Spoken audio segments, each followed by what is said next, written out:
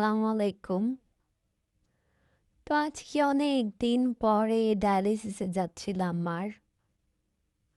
তাই তো রাস্তায় হেঁটে হেঁটে যাচ্ছিলাম অনেকটা পথ। কারণ শ্বশুরের সাথে যাচ্ছিলাম, রিক্সা থেকে নামিয়ে দিল। ওদিকে রাস্তা কাটা ছিল তো রিক্সার ভিতরে যাবে না, তো পাতলা খান লাইন বলে এটাকে। আমি হেঁটে হেঁটে যাচ্ছিলাম পাতলা খান নিয়ে। ভিতরে এত ছোট রাস্তা আর সব আশেপাশের অবস্থা। তাই তো হেঁটে হেঁটে টুট টুট করে চলে যাচ্ছিলাম। তো আজকে অনেক সকালে চলে গেছি, এর জন্য যেহেতু 12টা থেকে ডায়ালিসিস শুরু, আপুর বাসা ছিল কাছে।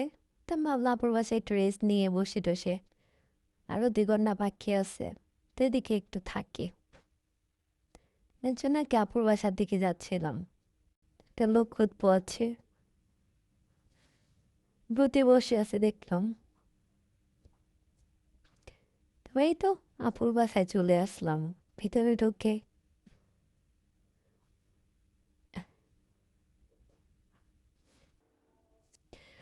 এই তো, তাতে একটা ম্যাজিক আছে, সুইচ ছাড়াই লাইট ধরে যায়। তো আমি যখন ফার্স্টে যেতাম অনেক ভয় পেয়ে যেতাম, হাঁটতেছি আর লাইট ধরে গেছে। তাই তো এটা তো এখন ইউজ টু হয়ে গেছি। তো বিল দিলাম, তারপর আসলে আপুই গেট খুলছিল, তো আর দেখানো হয় নাই। তারপর তো সারপ্রাইজ কেই আসলো এটা। যাই হোক, ভেতরে যে দেখে আমার বাচ্চারা ঘুম আসতেছে। একটা 30 বছরের বাচ্চা, একটা 26 বছরের বাচ্চা। যাই হোক, তো ডাকলাম, ডাকার পরে উঠলো। ওঠার অনেকক্ষণ পরে আর কি মায়ের ধরতে তারপর উঠাইতে হয়েছে। তো ওই যে ছোটটা একটু উঠে কথা বলে নিল। তারপরে আর কি আপুর সাথে বসে বসে গল্প করবো, আর কিছু করার নাই। অত ঘুম আসতেছে। এটা আমার ছোটবেলার ক্রাশ ছিল এখানে আর কি। আমি এসে দাঁড়ায় থাকতাম, এত সাধুনি গাজুনি আর কি ছিল, চুরি টুরি এগুলো দেখে দেখে আর কি বসলাম আপুর কাছে। আপু রান্না করতেছিল, আমি বসে বসে দেখতেছিলাম যে কি করার আর। তো দেখতে দেখতে 12টা বেজে যায়, তখন আমি বললাম তাহলে আমি চলে যাই, মা ফোন দিছে চলে আসছে। না কি সে যেতে দিবে না না খেয়ে। পরে এই তো টুকটুক করে সব রান্না করে ফেলতেছিল। ডাল রান্নাটা অনেক মজা হয়, এর জন্য একটু দেখাচ্ছি আমি আসলে। তবে এই তো খেয়ে দিয়ে অনেকক্ষণ বসে থাকার পর খেতে দিছে আসলে। তো কারেন্টের চুলায় একটাও রান্নাটা তাড়াতাড়ি হয় না, আর না খেয়ে সে আসতে দিবে না।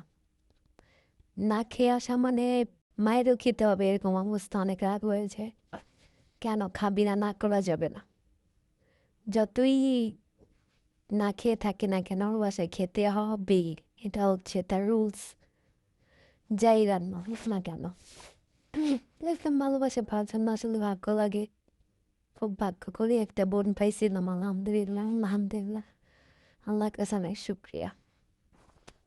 তো এই তো আমি খেতে বসে বললাম, সরিষা বাটা ছিল, কাচকি মাছ ছিল, ডাল ছিল, আরও হচ্ছে ভাত। এনে একটা তরকারি ছিল, ওটা জানি না, খেয়ে দিয়ে আমি বের হয়ে যাই। তো বের হওয়ার পরে রাস্তাঘাটের অবস্থা অনেক খারাপ ছিল আজকে। এই তো ঢাকার মধ্যে আমি পুল পার হলাম। তো এটা তো খুব ইজি বিষয় আমার জন্য। তো রাস্তাঘাটের অবস্থা তো খারাপের জন্য আর রিক্সা উঠতে পারি নাই, হেঁটে হেঁটেই পুরা দিন আজকে পার করতে হয়েছে। তো অনেক পথ হেঁটে হেঁটে যা গেলাম, তো এই যে হসপিটালে চলে আসলাম। দেখতেছিলাম দূরে থেকে যে এসে পড়েছি ফাইনালি। খেলাটা একটু শেষ হবে এখন। তাই তো আসার পরে আজকে একটু অনেক রাশ ছিল, বুঝলাম না কেন। ঢোকার পরে দেখলাম অনেক লোক হসপিটালের ভিতরে। নর্মালি এত মানুষ থাকে না। হসপিটাল তো কখন থাকবে কখন থাকবে না, আসলে এটার উপরে বলার কিছু নাই। তো এসে দেখলাম লিফটের অবস্থা খারাপ, পড়ে যাচ্ছে। তবে আমি হেঁটে একটু উপরে উঠে গেলাম, আর কি করার। তবে ডায়ালিসিস শেষ করে আবার বেক করতেছিলাম। তো বাসে ওঠার পরে দেখলাম বাস পুরাই খালি। ফার্স্ট টাইম আমি এই বাসে আসতেছিলাম। তাই তো অনেক জ্যাম ছিল, সব মিলাই ঝিলে খারাপ লাগছে আজকে অনেক।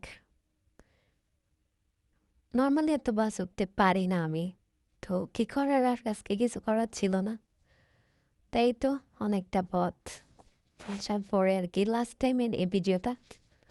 তাই তো আজকে এই পর্যন্তই। ওঠার সময় খালি ছিল, কিন্তু আসার সময় দেখলাম এরকম জ্যাম বাসের মধ্যে, আর কি বলবো। তাই তো সবাই আমার জন্য দোয়া করবেন। আল্লাহ হাফেজ, টাটা।